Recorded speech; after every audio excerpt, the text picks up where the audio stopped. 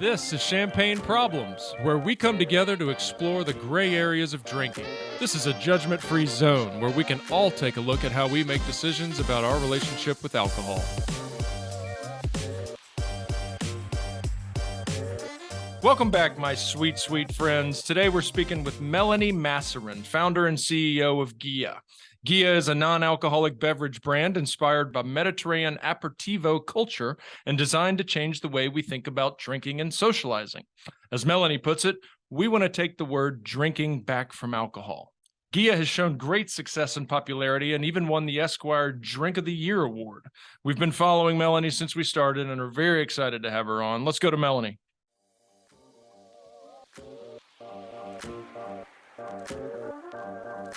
Mélanie Masarin, welcome to Champagne Problems. Thank you for having me.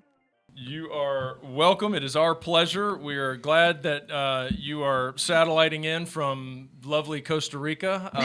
Mélanie just shared with us that she came in from a surf session. So that makes me very jealous. All right.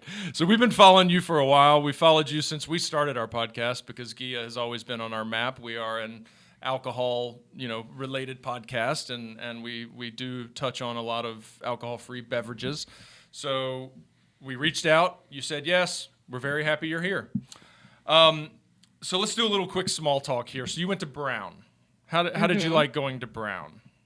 I loved it. I could talk about it for the whole hour. It was like the most defining thing that ever happened in my life. And yes, yeah, I love Brown, and like my kids will be able to go to whatever school they want, but if they want me to pay for it, they will have to be Brown. You gotta go to Brown. I love it. Well, that's so cool because I have a buddy that lives in Providence. I've been to Providence a lot. I used to live up in Maine, and we'd come down there and spend some time. And my daughter and I just recently went there and visited RISD. She's an art kid and wants to go to RISD. So I just assumed you probably loved Providence and loved Brown, but I wanted to ask. Yeah, exactly. I think it's hard not to love. All right, so let's dive in. I've done a little research, and I know that you stopped drinking, and I did read or hear that you didn't stop for like a big reason, like a big thing happened, and there was all these consequences or whatnot. So you kind of made a decision to do so, which with our podcast, that's a little different, but it's also what we love. That's kind of the type of transformation we love to see in people's lives. There's a lot of value in the people that have to get sober after battling some addiction type stuff and lots of conversation around that. But we really love to hear people that make conscious decisions to evolve into an alcohol-free lifestyle. Can you give us some background on how that unfolded for you? Yeah, for sure. I think now it's like a conscious decision that I don't want to drink, but actually the way that it started was I did like a few bouts on and off of like not drinking, mainly for like health reasons. And then I realized alcohol wasn't really like my main trigger, but I felt so much better without it. And so I just became a lot more conscious of like how I felt if I was drinking on any given night. So I was working for Glossier at the time and I was really busy. I was like on 2 to 3 flights a week. It was just like a crazy period of my life. And sort of like without counting the days, I realized that like there were a bunch of nights in a row that I hadn't been drinking. And like, in the blink of an eye, it had been a year or 2 years, or I couldn't tell you even the exact date, but I was just like, oh, I guess I sort of live a mainly booze-free life now. And now people ask me to define my sobriety. It's like a question that I get like 5 times per day, and I'm like, I have an annual martini because I feel like it doesn't commit me to anything. Yeah. But it means that I drink so little. And by the way, like if I have that one martini, like it hits you so hard, I'm really funny. It's like my friends really look forward to that martini because I become really funny. So yeah, but I don't even think I've had that, in the past few years. When you went through that to where you kind of moved into an alcohol-free or mainly an alcohol-free life, was there anything that you felt like inspired you to move into that direction? Was it like something you read or a conversation with a friend or a challenge from somebody, or did you have any like accountability partners, or was that just something that you became self-aware of and you were like, hey, I'm going to do this? Yeah, it's funny. It was not like a struggle where it was like I needed a friend because I like Yeah. needed a drink. I think if I had like really wanted a drink, I would have just like opened a bottle of wine. Um, but I just was just like exhausted, and I think there was definitely a part of me that was burnt out, and I was like just crashing in bed without even thinking about drinking. And there was really no substitute at the time, but I had done an elimination diet with a nutritionist like a year before. Yeah. And you have to cut out alcohol, and then you reincorporate things to kind of figure out if they're triggers for you. And you have to reincorporate wine separate from like hard liquor, Mm. basically. Kind of And like a whole 30 type deal. yeah, well, it's just like, you think that like you're like sensitive to gluten. And I thought maybe I was sensitive to gluten, which like that would have been a really big issue in my life. And Awesome. and it turns out like I'm sensitive to dairy, and I never questioned it because I grew up in Lyon where like 100% of your food is cooked in butter. And Yeah. I thought it was really healthy to have a yogurt every morning. So like I obviously made lifestyle changes after I figured out that I was sensitive to dairy. But yeah, I was like, oh, like wine is actually what I like the most, and it's what's preventing me from sleeping, kind of. And Mm. so I just became more aware of that. Like it's not like I never had wine again. It was more like, do I want to feel this way tomorrow? Do I want to like open my eyes at 4 in the morning? And I just didn't really. And I also cook and host a lot at home, so it was a little bit easier for me to have alternatives than like going out to dinner, which we're talking like 5 or 6 years ago, when I think it was the sober curious movement wasn't quite where it is today. You kind of touched on this, but what was it like socially for you, like among your friends, when you became the one that wasn't drinking like your friends were, if that's even what it Yeah, was? very difficult. It's like not only is it a social lubricant, but it's also like their peer pressure around drinking is so Right. strong. So it's not even like, at least with my very close friends, it's not like I like need a drink to get the zazz to like go out and say hi to everyone. It's more like, oh, you're being boring, or you're Right. like a, party pooper, or things like that. But what I realized, and that sort of gave me the confidence to start Ghia, because once I had this idea, I was like going around asking chefs, like, do people ask you for non-alcoholic drinks? And like no one would say yes. And I was like, I'm really trying to build a case study here. And like nobody is telling me this is a good idea, like ever. Um, and I was like, maybe it's because it's like there's such few options that people don't even think about asking. And then the supply will drive the demand, which is actually exactly what it was. But that was a bit of a leap of faith. And so what I realized though is that when I was opting out of drinking, very often someone else would as well. So I was sort of like giving them the permission to be like, you know what? I'm also gonna have a bitters and soda or sparkling water or something. It's like Tuesday, because what I was hearing a lot from people was, I don't want to go out because I don't want to drink. And it's like, I'm living in New York City. My kitchen is 1 square meter. I can't cook for myself every night, possibly. Like, I need to go out, you know? Yeah. And so I was like, it's Tuesday. I want to go out and eat dinner somewhere, even if it's just like the chicken soup at Atla. And I was like, I don't want to go out because I don't want to drink. And I was like, why do these two things have to be mutually exclusive, you know? And then if we were at a bigger table, I would say, I'm not going to drink tonight. And like 90% of the time, someone else would say, oh, you know what? Me neither. So that's what sort of like gave me the confidence to move forward. I love that. I really, really love that.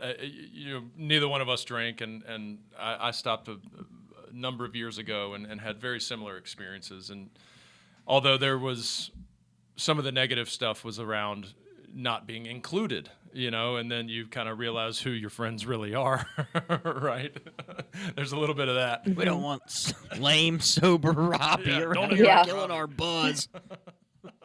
Yeah, for sure. And I think in a work environment, it's even more difficult. Like it was less prevalent when I worked at Glossier because the majority of the team was women. But having worked in investment banking before, it would be like everyone would go down for a drink. And, if like someone wasn't drinking, it would definitely be, I don't want to say frowned upon, but noticed. Yeah. Yeah, And it's sure. all this attention that you don't want, Right, that makes you want to drink. Yeah, it makes me really relate to my vegan friends. Like I was questioning them for so long, and now I just shut up, like I'm so sorry. I'm so sorry. So how do you feel like it's different culturally for like, I mean, I know we wanted to talk a little bit about like the Mediterranean aperitivo time and what that looks like, because I mean, I guess it's somewhat similar to what we consider to be like a happy hour over here, or is that a misconception? But, kind of falling into that social atmosphere and not drinking, how does that differ culturally? Can you speak on that at all, or do you? Yeah, I mean, I think there's definitely the word aperitivo has been extrapolated to be like a full on culture in the south of France. There's like specific foods designed for it, and but I think also like the days are maybe longer in the summer, and so people sort of gather in this sort of like there's like a pretty long moment between the time when you arrive somewhere and the time when you sit down for dinner, and it's like that kind of all like golden hour, Yeah. happy hour. I think of like New York City life, and like happy hour is like 5 to 6:30 and the oysters are half off. It's like much more efficient. Like yeah, Yeah. Right. Yeah. Dollar beer. Yeah. I think of Applebee's it's and like like it's half like you want to price get more customers early mozzarella for dinner. It's sticks. like way more efficient. There's like a business strategy behind it. Like whereas aperitivo is like just really getting yourself in the mood to not be working for the evening in Europe, and so it's nice, yeah. But it's God, definitely sounds like nice. it's also much more recurrent, I would say. Like I grew up and I feel like every night of the summer, like there was someone at the house, and it can be as small as having, olives and a glass of white wine if you don't have anything that's prepared, but it's culturally like a full other day part that we really cherish. How much is alcohol emphasized as a part of that? So it's funny, there's definitely a lot of alcohol, like in the town where I grew up in Lyon. It's a very culinary forward city, but I think in the south, um, and that was actually part of the inspiration for Ghia, is like a lot of the drinks are in the form of spritzes, not just like Aperol spritzes, because I feel like the resurgence of the um Aperol specifically is like quite recent, but in the form of like everything is like spritz with sparkling water, so or something to make it lighter. Like even my grandfather, and that's very sacrilegious, like used to spritz his wine Yeah. to make it lighter, but he said that way I can have double, and I think that's kind of the vibe. My grandmother used to always like make Kir Royale with her champagne, like using cassis, and it would drive my father crazy because he would bring her really nice champagne and she'd put this like sugar flavored syrup in. So I think that there is like definitely that kind of like light to low ABV culture, but like not counting how many you could have. And I think the main difference is like in kind of like French culture and specifically Mediterranean culture is that alcohol is really used to celebrate, and you have less of the stereotype around like you need it to get through life, like just like drowning your sorrows. It's not like completely foreign in France, but it's much less. You have Yeah. less of that ingrained in like everyday culture. Like my least favorite stereotype is like the wine mom stereotype. Like I will go to war to try to abolish that, because I'm like, Yeah. it will be much easier to be a mom if you don't drink that much. Yeah. But I just like hate the concept, and I think it's like so diminishing to him, and like that's not really something that like you have in France, for instance. But you have Yeah. like any excuse to open a bottle of wine. Yeah. Well, Right. that's good. Right. Like aperitivo is an excuse, right? And it's like daily at 5. That sounds delightful, honestly. It's It great. sounds like a much Yeah. more appealing way to drink than the way that I was raised drinking. Which is the way that you just explained it. It's very Americanized. It's very all or nothing. Like let's Yeah. catch a buzz or let's medicate. Man, that just sounds so refreshing. Unfortunately, I can't do it. Uh, so let's go to Ghia. Tell us about the conceptualization, the development, the evolution. Let's hear it all. Yeah.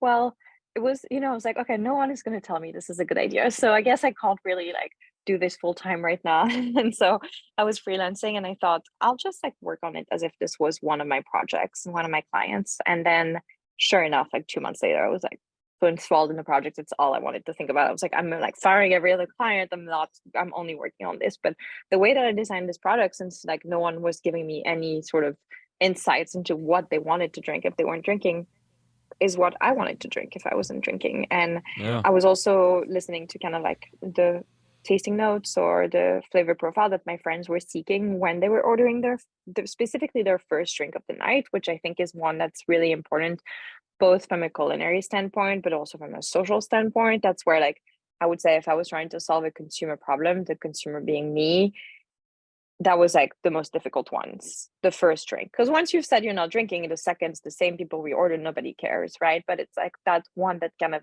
this permission, this invitation, this getting you in the mood. And so, people would ask for a glass of wine and they'd say, I want it to be dry. I want it to be like, no one ever wants a sweet wine, but then everyone loves when the wine's actually sweet sometimes. So it's like quite funny, but there's like these notes, right? Like it's like everyone hates Chardonnay, and it's like there's Chardonnay that's like quite dry and really delicious. But anyways, that's like maybe just the French in me being picky, and I divert. So anyways, I really wanted to create something that was dry, mainly because it was the antithesis of traditional mocktails, which are very juice based. And I was like, I'm 30. I don't want orange juice before my dinner. Yeah. Like that's like not what I want. I wasn't quite 30 at the time, but I still didn't want orange juice. And so that's when I was like, okay, I need like a professional help, because whatever is going on in my kitchen right now is not really functioning. And I met this guy who became our formulator. We still work with him today, and he did candy and then loved mezcal. But for some reason, when I met him, he was like, I think non-alcoholic aperitif for like the future of beverages. And I was like, you are speaking my language. So you're hired. Nice. And I was still Candy and consulting. tequila guy. Yeah, exactly. It was like he was like making this like sort of healthier candy, but then like had just a good like alcohol palate, right? And so I was like, okay, I guess I'm still working. And then I would like Venmo this guy every 2 weeks and we do a tasting. And that took a year and a half. And a year and a half later, we launched Ghia. But it was a process, because there's a full like development aspect of the flavor, and once you get it right in your lab, it's like another huge milestone to get it to taste the same in the factory. It was also very difficult to find a factory that would do this for us, because we ended up with like a formula that was like a very potent blend of extracts that were quite pure and that were very clean, because there's no alcohol to preserve them, but that were bottled in a bottle that was like an alcohol bottle. So you had to find this like basically the factory that would be like clean for juicing, that had the capacity to take on a very small client. Like our first batch was 1,000 bottles, and I thought I would never recover financially. And then a bottling line of an alcohol facility with like a very expensive hand applied cork cap, which has been a luxury. Wow. How long have you guys been doing this? We launched in June 2020. So Oh, I cool. started almost a year and a half. Yeah, it was a pretty accelerated year and a half to launch. And was that out of New York? Were you living in New York? So I was living in New York, and then a few months in, one of my projects was working for Sweet Green, and I was doing this big project for Sweet Green. So I was always back and forth, and I moved to LA for 3 months. And this third month was basically COVID. So then I stayed. Oh, okay. So now I live in LA. You live in LA. And is Mhm. Ghia is it headquartered out there? Yeah, we have an office in LA now. Very cool. So do you all sell Ghia in like, I mean, is it where can we find it? Are they in like wine shops, specialty grocery stores? Like where can we order Yeah, it so online? drinkghia.com has been our primary channel to date, because I was like, I'm solving the problem of like, when I go out, I can't drink. So I wanted for Ghia to be available in restaurants. So we were Yeah. supposed to launch in April 2020 in restaurants only. So we've had a few pivots, and we launched on drinkghia.com. And then last year we actually launched on Amazon, which has been great to kind of bring in new customers. And then we are in 1,100 accounts offline, but I will say most of them are independent accounts. So we have a few chains like Erewhon, Foxtrot, Lazy Acres, Bristol Farms. There are sort of like smaller regional chains, but we're not in like any of the big ones yet, because they like don't really know what to do with this category. And I really hope Yeah. that they figure that out in the next couple of years. But right now it's like all the individual shops that like we're so grateful for. Nice. Very cool. And are you partnered with any kind of like alcohol-free bars? Like we've had a couple entrepreneurs that have some alcohol-free, meeting spaces around the Yeah. country. And So not partnered officially, but I think we are represented in like most of those free bars, which is great. nice. Yeah, there's a shop in Charleston, South Carolina where what's it called? Sachet. Sachet, yeah, Sachet is Yes. taking the South by storm. She actually just opened Emily is her name. She's great. She just opened Yeah. a store in New York City as well. Yeah. cool. So we're actually headed down there sometime in the next couple of months to do a video tasting, and we're gonna taste Ghia, and we're gonna Nice. review it and everything, and I'll make sure 5 stars. Yeah, 5 stars. Done. Yeah, So it's great. that'll It's be great cool. to see these shops. Like Boisson is obviously another very popular one, and there's soft spirits in LA and a few independent ones, and like it's really great because I think there is a lot of confusion about the category, and so for people to be able to walk in and get like real advice. Like there's Nick from Boisson told me recently that they have 400 SKUs. Like that's to tell you how far we've come since Wow. like 2019 when I was working on this. And I remember Seedlip was launched in the UK, wasn't in the US yet. And then while I was working on Ghia, Kin launched. So, but it's like obviously different and much more functional and whatnot. So 400 SKUs, that's pretty real.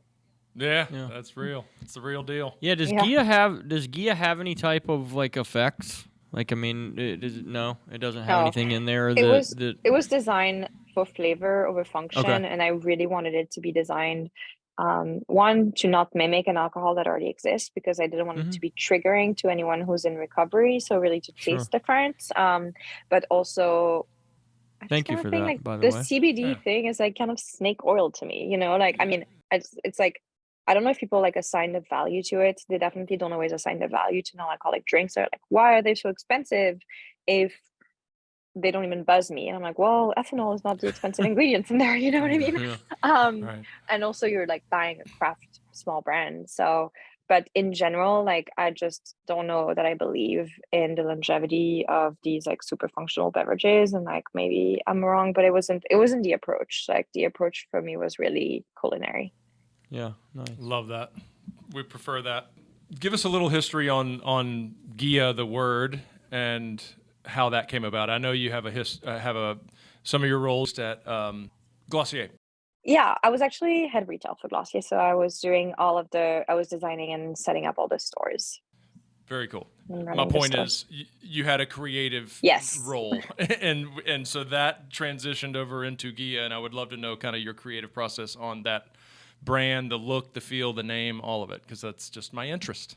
For sure. So it's funny, like when we started, I feel like it was like peak direct to consumer. And I really felt like everything was designed for the internet. And so I really wanted Gia to be designed like for the real world. Everything that I had done at Glossier was about creating more meaningful experiences in the real world that would, sort of complement. It was anti-omni-channel. It was not like everything is the same and is one like virtual circle. It was like you go online, you have like an amazing .com experience. You go offline, you get other touch points and like you get to taste, feel, smell things. So when I started Gia, I was like, I want something that's beautiful on the bar. I want it to look like old but new, be really appealing, really colorful. I really wanted it to be like unapologetically loud because I felt like all of the new brands were very like I keep saying Aesop and like very minimal, which are obviously super beautiful brand. And actually Aesop is like the reference in like retail design, but Ghia just needed to be different and sort of not compete, but really stand on its own next to alcohol brands, which, have been very masculine and have been very confident in the way that they speak to the customer. And so I was like, we're confident too, we're Ghia. We're not like a lesser version of an alcohol brand. And we're not girly. We're a little bit of we're a brand that doesn't make you feel like you're just missing something. So the name actually comes from the last name of Giacinto Ghia, who was a car designer who started a car shop in Italy called Carrozzeria Ghia that designed the famous Carmen Ghia, among others. And so a lot of our branding is inspired by car design because you can't drink and drive, but also there's that feeling when you're driving. Imagine you're driving like a vintage car down the coast of Italy. It's like, one, you can't be fucked up. Two, you're really present and you're really happy and you're really connected. And that was the Ghia feeling. And it works in a lot of different languages. And by miracle, no one had thought of making a beverage with that name before, which is actually a very tough filter. Sipping on some Ghia. Yeah, you Yeah. can't do Ghia without the vowels. So that was like after, So that's Ghia. And the idea was, this bottle is gonna be a little bit smaller than most bottles because we wanted to sit in the front, and also because the ingredients are fresh, so you didn't want this huge pressure to like have to finish the bottle if it was too big. So there were a lot of considerations, and that's yeah, that's it. Sorry. I get excited about this stuff. Do you drink it cold You or like should. on the rocks? Like how do you present it? So we used to say like you can drink it on the rocks, but it's too bitter for most. So now we're not saying that. We're saying that you should spritz it. So I would say most Okay. people spritz it with 1 part Ghia, 2 parts bubbles is the magic formula. I drink it on the rocks, but I've had so much of it that my taste buds are shot. There's like don't even taste bitter anymore. They're just like, the cold will actually really mitigate the bitterness. So I always say that it tastes better cold, and you don't have to put it in the fridge after you open it, but it just keeps the freshness. So Yeah. my personal favorite honestly is like 1 part Ghia, 2 parts just like Topo Chico sparkling water, and a slice of orange. It's enough for me. It's very fresh. But if you want something sweeter, you can mix with a kombucha, you can mix with a tonic. Yeah, ginger beer is a very, very popular combo. So yeah. I was going to say, with all the, I don't love the word mocktail, but the people who are creating these drinks are I'm sure they're using Ghia in their new recipes and concoctions. Oh, for sure. I mean, it's been great seeing the response, like not even with Ghia, but just the number of restaurants that have taken on non-alcoholic menus, and the number of mini bars were in all of the proper hotel mini bars. And of course, I'm so happy it's Ghia, but I'm also so happy as a consumer that when I get to a hotel, like it's not just Mexican Coke for me, A Yeah. Mexican is the better version of it, it's just All right. it's just not like just a soda option. Let's talk a little bit about the momentum that now it's our whole world, where we're headed into this no and low alcohol living. We feel like it's here to stay. I mean, do you feel the same way?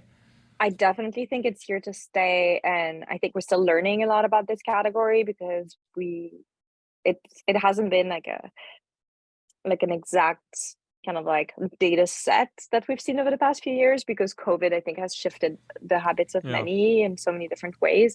But one of the things that has become very clear from the past 12 months actually is that the younger generation is driving this change like even faster than anyone else, which leads me to believe that it will stay. Like, they basically don't drink wine anymore, which is kind of wild and kind of amazing, I guess. Yeah. Yeah. Yeah, people are super focused on health and wellness and mental health, which Yeah. I mean is And I just mean- fantastic. I work with a lot of young adults and adolescents that struggle with substance stuff, and a lot of them don't drink alcohol. Yeah, no, Yeah. they just love drugs. Right. Yeah. Right. It's like kind of weird, but it's definitely a thing. What is very, like, joking aside, very encouraging for us is from just the customer surveying and like even like reading our CX, emails, it seems like the Ghia customer is probably 90% a customer that's in moderation and 10% a customer that's in recovery or sober, or cannot drink ever because of medical reasons. So it's like, and it's a pretty diverse audience, I would say, like pretty split male female and cross-generational, which is kind of cool. Yeah. Like if you think of successful alcohol brands, like they also transcend generations. So that's the goal. Yeah. This is a weird question, but I wonder if people will use Ghia to mix with alcohol drinks. Absolutely, yes, 100%. Yeah. So it's like But- a mixer. There's obviously, it's an expensive mixer to use it in restaurants, like for on-premise accounts, so you won't see it that often as like Yeah. just a flavor agent. But my friends always thank me for making the best mixer, as they add a splash of tequila to it. What they don't realize is the tequila drink they make is still like a very low ABV, kind of like a lighter version of the drink. But we hear from a lot of people that they like to buy it, have the cans in the fridge, and then on a Tuesday they'll have it on its own, and on a Friday they'll mix it, which I guess is also good for us. And even if we're trying to change the way people drink and kind of shift mindfulness from the plate to the glass, it's still a better mixer. There's no added sugar. It's all natural. It's like a really good blend of like real ingredients. So I'm down. Yeah. We are too. But We're yeah, down. I knew all Mezcal Ghia. So, what do you think the greatest benefits of our society, our culture, drinking less? What do you think, as a whole, what do you think the benefits of that could be going forward? I mean, there's an iguana walking towards me. Yeah, you're in Costa Rica. Let's meet him. Look, Well, I don't know if Nope. you can see, but it's definitely oh, here. God. I think there's obvious benefits on mental health, which the word mental health kind of like gets under my skin a little bit because I feel like it's so overused. Like the concept of mental health and people caring about it a lot more is obviously like amazing. But I feel like the word is a little bit overused. But like alcohol is a depressant, and I think people are starting to realize that, and that's a huge positive for me. It's just this consciousness that there's a direct correlation between what you put in your body and how you feel. People, I think health and wellness is like in the past few years also started to prioritize sleep most recently, and alcohol like disrupts your sleep cycle for sure, so that's another one. But I think in general, like we just have better life experiences when we're not drunk. And I think you take that realization when you're like at a party with a lot of drunk people and you yourself are not drunk. Like maybe you're like, oh, maybe that conversation is like not that deep, or like Yeah. I feel like the main shift for me is like every morning I wake up and I'm just so glad that I didn't drink the day before, because I feel fresh, and I, been here waking up at like 5:45 a.m. and like writing a cookbook, and it's just clarity that I didn't think a few years ago when I was seemingly busy and seemingly like my career was moving very fast. Like I just like didn't have that. And I'm just so grateful for it. And I hope that it means that like as a population, as a generation, we will feel this way collectively. Yeah. You know, you kind of answered all these Yeah. all these questions already, but is there anything else that you felt like has been improved in your life since you gave up, drinking alcohol regularly? I really try to be not preachy about not drinking, because Yeah. I'm really believe in like people choosing to do whatever they want and having the option Pro-choice. Freedom. to. I was like pro-choices. I don't know. Like, I Pro-choice. feel like these terms are kind of maybe not what I'm trying to go. ESL.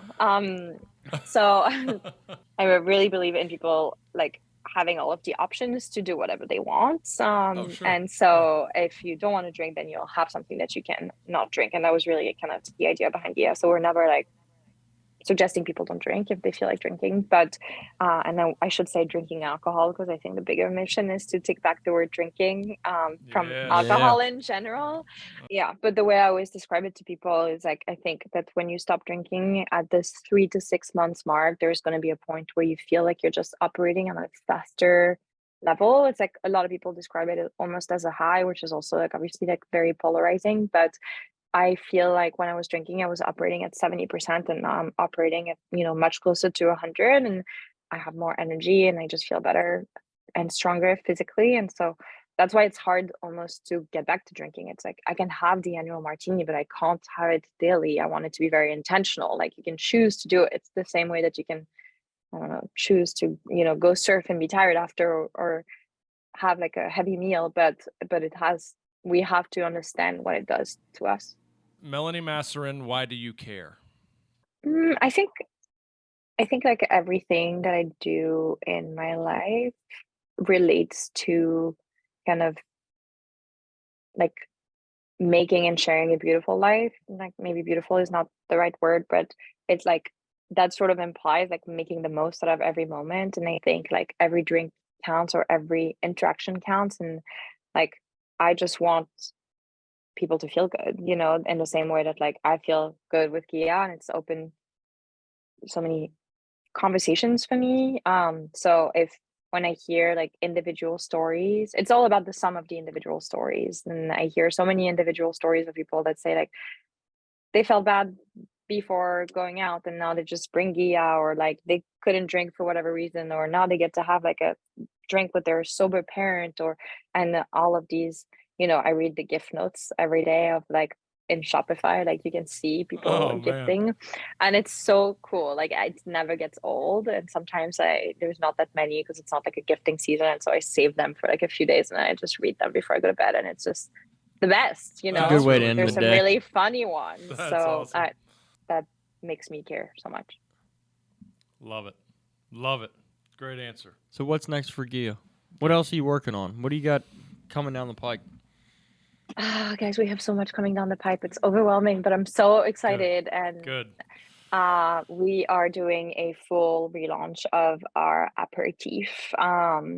So that's coming in a few months. And there's a lot of different factors, but we have relooked at every single ingredient that's in the bottle. We are working on making some of those extracts ourselves so that we can like know exactly where they come from and the quality of them. We're swapping the one that we used for kind of sweetening, and we are making our own custom bottles. So the bottle is going to change, and like we've been working on this for 2 years. We could never afford to do it, and the COVID supply chain made it super difficult, but we always wanted a bottle that was like the real Ghia bottle, the forever bottle, and it's almost ready. It's being made as we speak.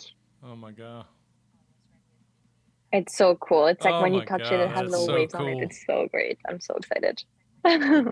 That is really cool. Well, you're obviously yeah. successful, and that's awesome. No, we're super excited. It's like it actually now is like cheaper to make our own bottle than order a stock bottle. That's how weird the world is. So we kind of made the decision, but Oh, is it really? it's a big risk, Nice. obviously.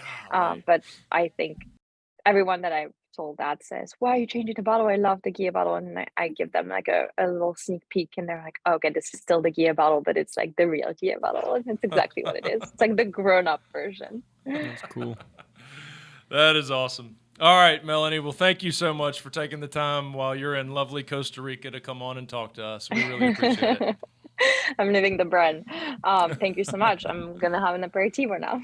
Yeah, enjoy. Nice. Enjoy. Watch that beautiful sunset down there. Thank you so much for having me. Thanks for hanging All with right, us. thank you.